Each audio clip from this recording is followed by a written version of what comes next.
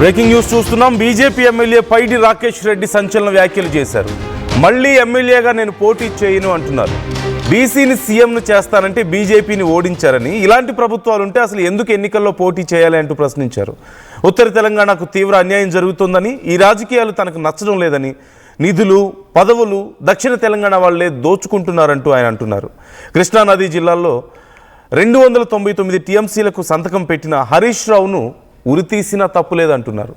దేశంలో తాలిబాన్ చట్టాలు అమలు చేయాలంటూ ఆయన చెప్తున్నారు. మొత్తం మీద పైడి రాకేష్ రెడ్డి చేసినటువంటి వ్యాఖ్యలు సంచలనంగా మారాయి. ఒకసారి అసలు ఈ అంశానికి సంబంధించి డీటెయిల్స్ తెలుసుకుందాం. శ్రీధర్ జాయిన్ అవుతున్నారు, మా ప్రతినిధి. శ్రీధర్, ఏ సందర్భంలో ఆయన వ్యాఖ్యలు చేశారు?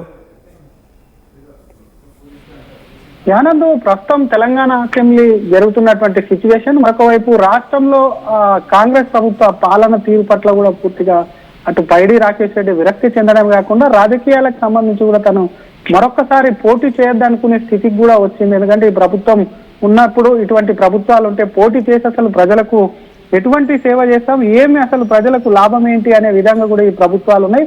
అడిగినటువంటి ప్రజాసేవ కోసమే తను రాజకీయాల్లోకి వచ్చాను కాబట్టి అటువంటి సిచ్యువేషన్ లో ఎక్కడ కూడా డబ్బులు లేవని చెప్తూనే, ఇంకొక పక్క కేవలం ఈ ప్రభుత్వాలు కాలం గడిపేందుకే చేస్తున్నాయి కాబట్టి ఇటువంటి పార్టీలు ఉంటే డెఫినెట్ గా కూడా ఒక పక్క తను పోటీ చేయనని చెప్తున్నా. ఇంకోవైపు ఎందుకంటే అటు కాళేశ్వరం కమిషన్లు కానివ్వండి, ఇటు పాలమూరు రంగారెడ్డికి సంబంధించినటువంటి అంశంలో కూడా బీఆర్ఎస్ పెద్ద ఎత్తున అవినీతి చేసిందని చెప్తున్నా. ఇంకో పక్క ఎవరైతే అక్కడ అవినీతి చేశారో వారందరికి కూడా, దోపిడీ చేసిన వారందరికి కూడా తాలిబాన్ చట్టాలు అమలు చేయడమే కాకుండా అక్కడ ఏ విధంగా అయితే శిక్ష ఉంటుందో అదే విధంగా శిక్ష ఉండాలని చెప్పి బీజేపీ ఎమ్మెల్యే పైడి రాకేష్ రెడ్డి కూడా మీడియాతో సంచలన వ్యాఖ్యలు చేశారని చెప్పారు. ఇంకో పక్క అటు అసెంబ్లీలో సైతం కూడా మాట్లాడుతూ క్లియర్ కట్ గా చేశాడు. అసలు పెండింగ్ కు సంబంధించినటువంటి అంశాలు కానివ్వండి, ఆయన నియోజకవర్గానికి సంబంధించిన ఒక బస్ డిపో విషయంలో కానీ సొంత డబ్బులు పెట్టుకొని కూడా ఒకవైపు సొంత డబ్బులతో జాగా కొనుక్కొని అక్కడ బస్ డిపో ఏర్పాటు చేయమంటే కూడా ఈ ప్రభుత్వం కనీసం పట్టించుకునేటువంటి పరిస్థితి లేదు. ఇంకో పక్క ఈ ప్రభుత్వంలో పైసలు లేవు అని ఎన్నాళ్ళు చెప్తారో, అసలు ఇదేం పాలన అంటూ కూడా పైడి రాకేష్ రెడ్డి వ్యాఖ్యానించడమే కాకుండా వచ్చేటువంటి ప్రభుత్వం కూడా మారకుంటే డెఫినెట్ గా రాజకీయాల్లో తను ఏదో ప్రజాసేవ చేయాలని వచ్చాను కాబట్టి ఇట్లాంటి ప్రభుత్వమే ఉంటే మళ్ళీ పోటీ చేయనని చెప్పడం ఏదైతే ఉందో ప్రస్తుతం అది రాకేష్ రెడ్డి వ్యాఖ్యల్లో సంచలనంగా మారాయని చెప్పొచ్చు నందు. ఎందుకంటే రాకేష్ రెడ్డి కేవలం అసెంబ్లీ ఎన్నికలకు ఒక 6 నెలల ముందే బీజేపీలో చేరారు. దానికి సంబంధించి ఒక 3 నెలల ముందు కూడా కన్ఫర్మ్ కావడంతో ఆయన టికెట్ కు సంబంధించి కూడా పెద్ద ఎత్తున అక్కడ ఉన్నటువంటి సిట్టింగ్ ఎమ్మెల్యే జీవన్ రెడ్డి, అది కంచుకోటగా మార్చుకున్నటువంటి అక్కడ ఉన్నటువంటి ఎమ్మెల్యేపై కూడా రాకేష్ రెడ్డి సంచలన గెలుపు సాధించడమే కాకుండా రాష్ట్రంగా తనకు ఉన్నటువంటి వాక్చాతుర్యంతో కూడా ఒకవైపు పెద్ద ఎత్తున తనకు సంబంధించి కూడా హిందుత్వ ఎజెండాతో ముందుకెళ్తూ కూడా కొంత ఆయన అభిమానులను కూడా కొంత సాధించుకున్నటువంటి సిచ్యువేషన్. బీజేపీలో కూడా కొంత కీలకంగా కూడా ఎప్పటికప్పుడు కూడా అనేకమైనటువంటి అంశాలు కూడా మాట్లాడితే ఎప్పటికప్పుడు కూడా కొంత కౌంటర్ ఇచ్చేటువంటి పైడి రాకేష్ రెడ్డి ఈ వ్యాఖ్యలు చేయడం కూడా రాజకీయంగా కొంత దుమారం రేపాయని చెప్పాలి. ఎందుకంటే రాజకీయంగా కూడా ఒక వ్యక్తి రాజకీయాల్లోకి వచ్చి ఎన్నో ఏళ్ళు ఉండి అనేక పదవులు అనుభవించిన అనంతరం కూడా రాజకీయాల్లో కొంత విరక్తి వస్తుంటుంది. కానీ 2 ఏళ్లలోనే ఒక నాయకుడు ఇంత త్వరగా ఇంత వైరాగ్యం ఎందుకు? మరి అంత భయంకరంగా ఏమి లేవు కదా రాజకీయాలు తెలంగాణలో.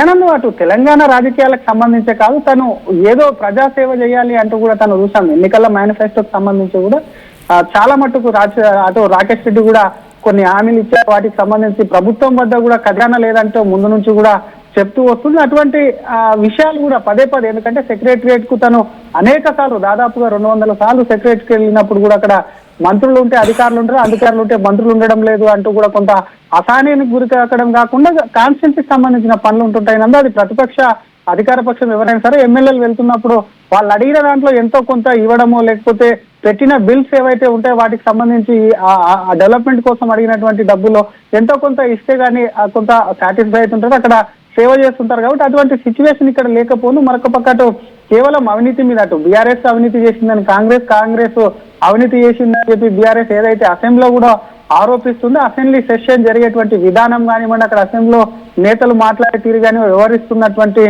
సిచ్యువేషన్ ఏదైతే ఉందో వాటన్నిటిని చూసినాక కూడా రాజకీయాలకు కొంత ఆయన విరక్తి కలిగిందని చెప్తున్నారని చెప్పొచ్చు. మరొక పక్క ఒకవేళ బీజేపీకి సంబంధించి ఒకవేళ రాజకీయాలకు గుడ్ బై చెప్పిన పార్టీకి సంబంధించి కూడా డెఫినెట్ గా కూడా బీజేపీ కోసము ఖచ్చితంగా కూడా కష్టపడతాను, బీజేపీకి అధికారంలోకి వచ్చే విధంగా కూడా ఉంటాను. ఒక్కొక్కసారి మాత్రం ఇటు రాజకీయాలకు ఎందుకు వచ్చాను రా దేవుడా, ఈ రాజకీయాలు ఇంతటితో వదిలేసుకుంటే బెటర్, ఇటువంటి ప్రభుత్వాలలో ఉండి ప్రజలకు సేవ చేయడం కూడా చేత కాకుండా ఉండడం ఎందుకు అనేది కూడా ఆయన ఒక ఒపీనియన్ కి అయితే వచ్చారని చెప్పొచ్చునందు.